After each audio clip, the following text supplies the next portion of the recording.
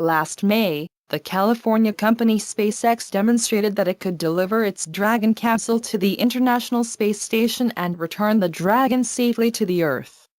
The capsule carried token amounts of cargo each way.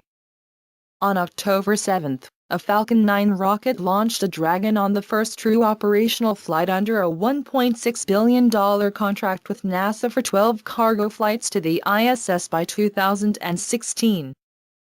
Despite a failure of one of the first-stage engines, the Dragon capsule successfully reached orbit, and on October 10, it berthed with the ISS.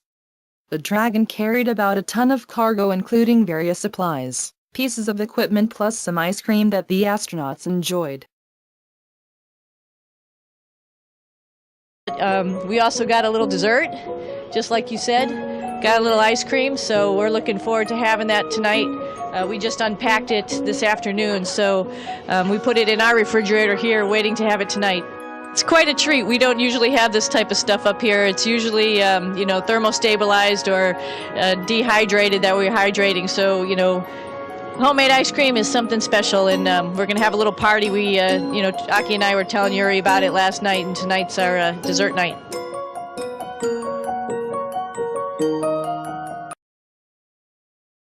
Over the next week, the cargo was unloaded and replaced with experimental materials, including astronaut blood samples and miscellaneous items for the trip back.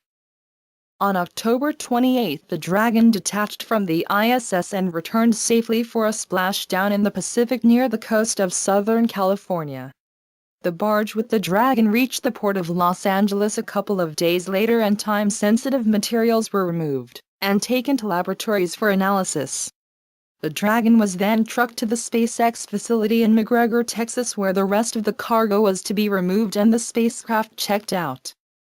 Though there are vehicles from Russia, Europe and Japan that can deliver cargo to the ISS, only the Dragon can bring back cargo to the Earth. This is a crucial capability for fully utilizing the research potential of the station.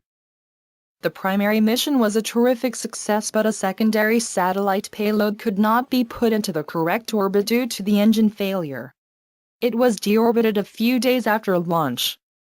The next Dragon cargo mission will be delayed by at least a month from its previous target date of late January. A review panel is investigating the failure, and no new date will be set until there is a resolution to the problem.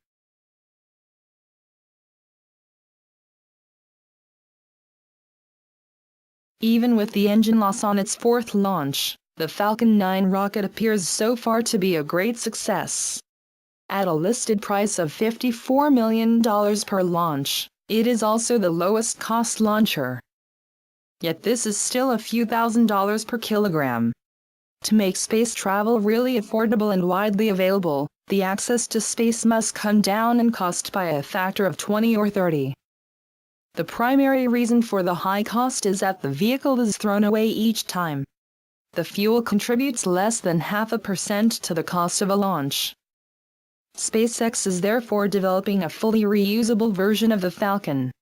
This involves the return of the first and second stages and the Dragon capsule to the launch site via vertical-powered landings. In this context, they have built a prototype first-stage vertical takeoff and landing vehicle called the Grasshopper to test this design.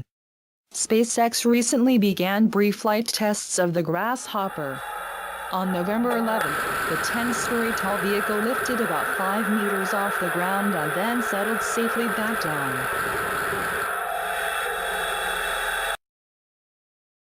The company plans to gradually go to higher and higher altitudes in the coming year.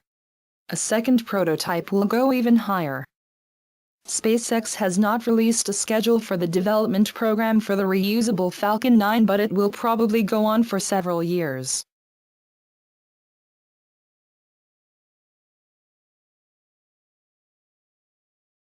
The Mars rover Curiosity has been quite busy the past couple of months.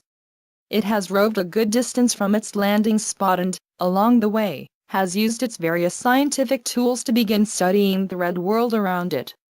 For example, Curiosity zapped rocks with its laser to find the chemical contents in the resulting vapors. It also dug up scoops of Mars dirt to drop into a bin for analysis. Curiosity also examined the atmosphere and, to the disappointment of many, found no methane, which would have been a possible sign of microbial life. It's still possible that methane could be emitted in other parts of Mars and during different times of the year. Like any tourist, Curiosity wanted a picture of itself with Mars in the background, but no Martians offered to take the snapshot. So the rover used its long robotic hand to take a series of pictures that it assembled for a striking self-portrait.